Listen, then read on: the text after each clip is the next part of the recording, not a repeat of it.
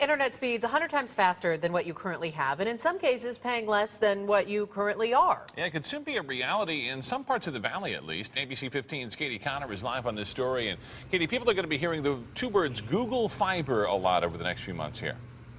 That might be an understatement. Today, Google announced that it will be targeting neighborhoods in Tempe, Scottsdale, and here in Phoenix, just like this one. The goal is to provide cheap internet service and also the very fastest.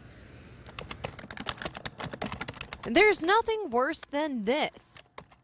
Internet down. It happens all the time, but Google wants to change that. At Google, we believe that the next chapter of the internet will be built on gigabit speeds, which is 100 times faster than what most homes have right now. Google wants to bring the technology to every neighborhood in Phoenix, Scottsdale, and Tempe. So Google is challenging us to think outside the box.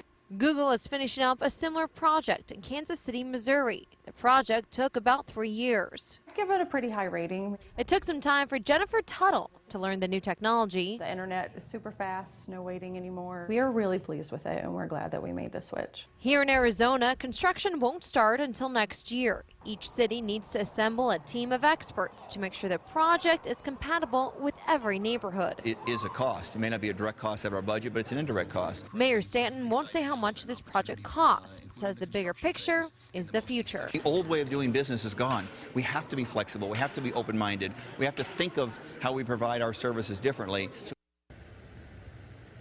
And Google also won't comment on the cost of the project. They say giving lower income areas an opportunity with the internet will just give them more of a competitive advantage. But Steve, it's not just about offering the cheap internet service, it's also about that speed. Yeah, the speed's going to make a big difference, especially with a lot of the new applications out there. Thanks so much, Katie. You know, none of us likes to wait around for our internet providers, but the real key here is the number of megabits per second. Now, the Google Fiber service is reportedly going to offer downloads and uploads at about 1,000 megabits per second for about $70 a month. And at that speed, they say you can download a feature-length movie in about 7 seconds. That's compared to about 11 minutes for your standard broadband internet. And we checked with the two main internet providers in Phoenix here. For downloads, Cox right now offers 150 megabits per second at its fastest service. That costs you about $86.99 a month.